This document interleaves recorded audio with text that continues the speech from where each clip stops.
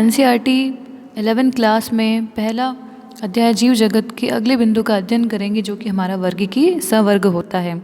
हमने वर्गीकरण के बारे में अध्ययन किया तो वर्गीकरण कभी भी एक ही पद में संपन्न होने वाली प्रक्रिया नहीं होती है। उसके अंदर कई प्रकार के पदक्रम जो होते हैं वो शामिल होते हैं। विभिन्न प्रकार के उसके अंदर पद होंगे और उसी के पश्चात हमारा वर्गीकरण होता है।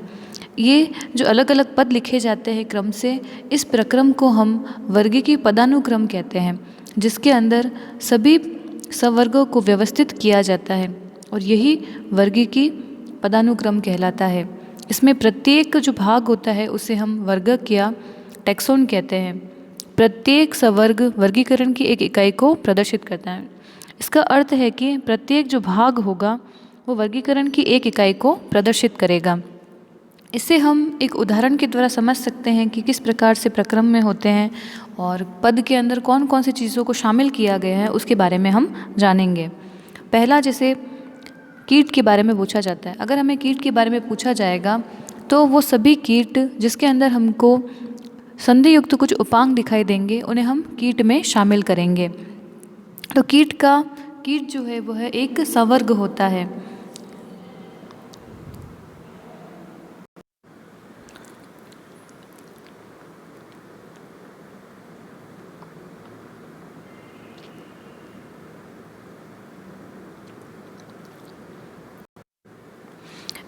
अब हम कुछ उदाहरणों के द्वारा इन चीज़ों को समझेंगे। जैसे हमारा पहला मानव के बारे में बताया गया। मानव का जैविक नाम क्या होता है? तो मानव का जैविक नाम होमो सेपियंस होता है। वैज्ञानिक नाम जो है जिसमें होमो वंश होता है और सेपियंस उसकी जाति होती है। उसको कौन से कुल में रखा गया है? तो होमोनिडी। गण उसका प्राइमेट होता है, वर्ग उसका मैमेलिया होता है और उसका संघ कौन सा होता है? कॉर्डेटा। और कौन से जगत में शामिल किया गया? तो जंतु जगत में। दूसरा उदाहरण हमारा घरेलू मक्खी का होता है, जिसका वैज्ञानिक नाम मस्का डोमेस्टिका होता है, जिसमें मस्का वंश होता है, म्यूसिडी उसका कुल होता है, डिप्टेरा उसका गण होता है, इंसेक्टा उसका वर्ग होता है और ऑर्थोपोडा उसका संघ होता है। ऑर्थोपोडा सबसे बड़ा संघ हमारे पास में होता है। जंतु जगत के अंदर हमको पूछा जाए कि सबसे बड़ा संघ कौन सा है तो उसमें ऑर्थोपोडा आता है। ऐसा क्यों?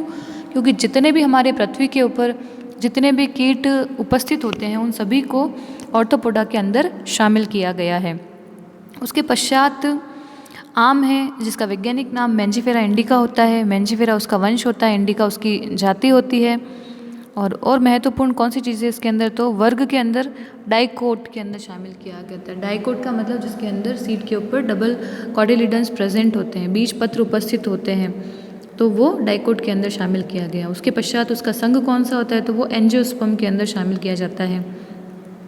ये हम अगले अध्यायों में पढ़ेंगे कि एंजियोस्पर्म क्या है, ऑर्थोपोडा, कॉर्डेटा, ये सब हमने किसको कहा है, तो हमारे अगले अध्यायों के अंदर ही हम अध्ययन करेंगे। अगला हमारा गेहूँ है, जिसका वैज्ञानिक नाम ट्रिटिकम एस्टिवम होता है। ट्रिटिकम उसका वंश होता है, एस्टिवम उसकी जाति होती है, पोएसी उसका कुल होता है, पोएल्स उसका गण होता है और मोनोकोटिलिडनी। मोनोकोट का मतलब होता है कि उसके बीज के बाहर एक बीज पत्र उपस्थित होता है तो उनको मोनोकोट के अंदर शामिल किया जाता है। और हमारे पास संघ कौन सा आता है? तो उसके अंदर हमारे पास एंजियोस्पर्म आता है।